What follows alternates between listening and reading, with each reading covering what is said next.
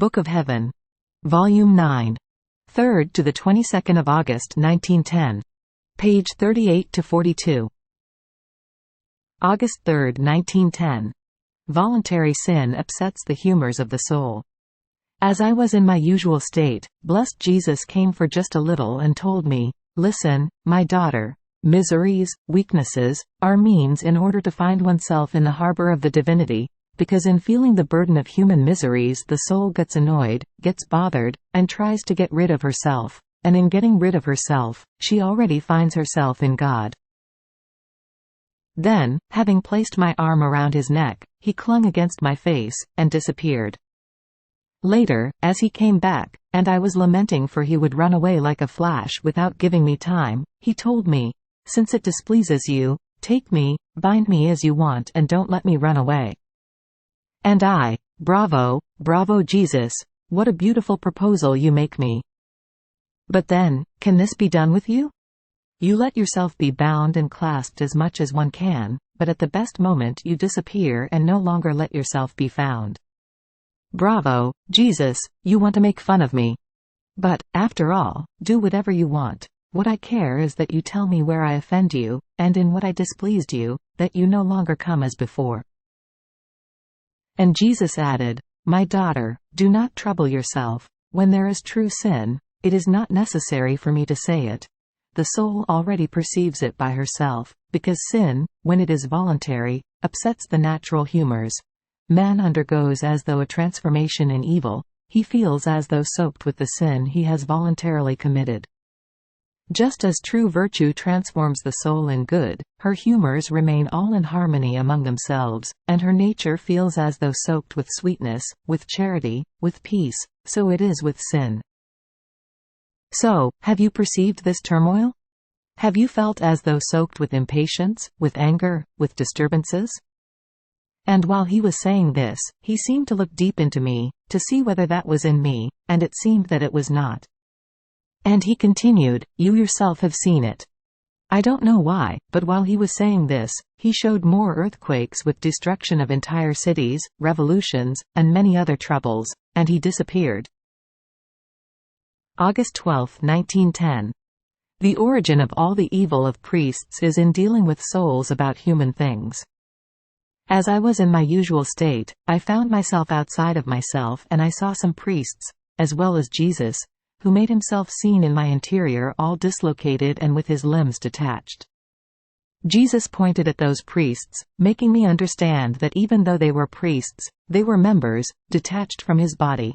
And lamenting he said, "My daughter, how offended I am by priests. The superiors do not watch over my sacramental lot, and expose me to enormous sacrileges. These whom you see are separated members, and although they offend me very much, my body has no more contact with their wicked actions. But the others who pretend they are not separated from me and continue their actions as priests. Oh, how much more they offend me! To what an atrocious slaughter I am exposed, how many chastisements they draw! I can bear them no more." And as he was saying this, I saw many priests running away from the church and turning against the church to wage war against her.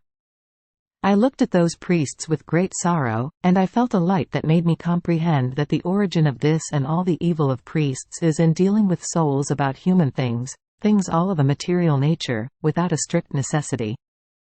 These human things form a net for the priest which blinds his mind, hardens his heart to divine things, and prevents his step on the path that befits him in the office of his ministry. Not only this, but it is a net for souls, because they bring what is human, and receive what is human, and grace remains as though excluded from them. Oh! How much evil is committed by these, how many slaughters of souls they make! May the Lord enlighten everyone. August 19, 1910. Jesus pours his bitternesses. Fear that it might be the devil. As I was in my usual state, I found myself outside of myself, inside a church, and above the altar there was the celestial Queen and baby Jesus who was all in tears. The celestial Mama, making a sign with her eyes, made me understand that I should take the baby in my arms and do as much as I could to calm him.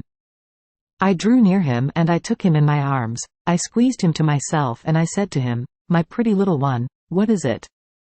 Pour yourself out with me. Isn't love the balm and the alleviation for all of your sorrows? Isn't love that which makes one forget everything, that sweetens everything and pacifies any dispute? If you cry, there must be something discordant between your love and that of the creatures, therefore let us love each other. Give me your love, and I will love you with your own love. And then, who can say all the nonsense I told him? He seemed to stop crying a little bit, but not completely, and he disappeared. Then, the following day, again, I found myself outside of myself, inside a garden, and I was following the Via Crucis, way of the cross, and while doing this, I found Jesus in my arms. As I arrived at the 11th station, blessed Jesus, no longer able to resist, stopped me, and drawing his mouth near mine, he poured something thick and liquid into it. The liquid I was able to swallow, but the thick part would not go down, so much so, that when Jesus moved his mouth from me, I had to pour it to the ground. Then I looked at Jesus, and I saw that a liquid, thick and pitch black, was flowing from his mouth.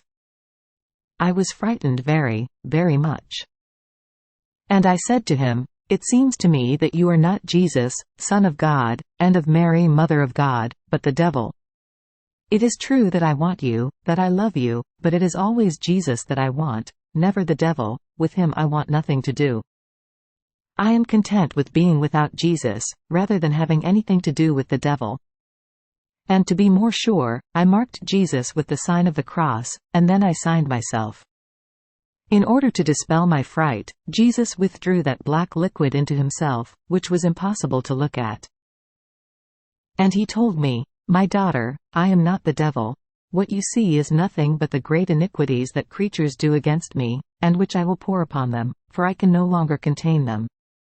I poured some into you, and you were unable to contain everything, so you poured it to the ground. I will continue to pour upon them."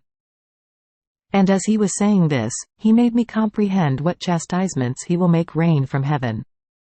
He will wrap the peoples in mourning, in most bitter and harrowing tears, and because of that little bit which he poured into me, he will spare, if not completely, part of our town. Then he showed a great mortality of peoples because of epidemics, earthquakes and other accidents. How many desolations, how many miseries! August 22, 1910. Jesus running away and looking for refreshment.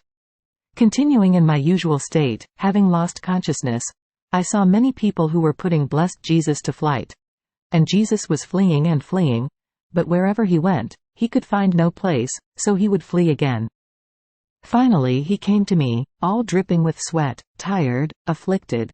He threw himself into my arms, he clung tightly to me, and said to those who were following him, "From this soul you cannot make me flee." Humiliated, they withdrew, and he said to me, "Daughter, I can take no more, give me some refreshment." And he began to suckle from my breast. Then, I found myself inside myself,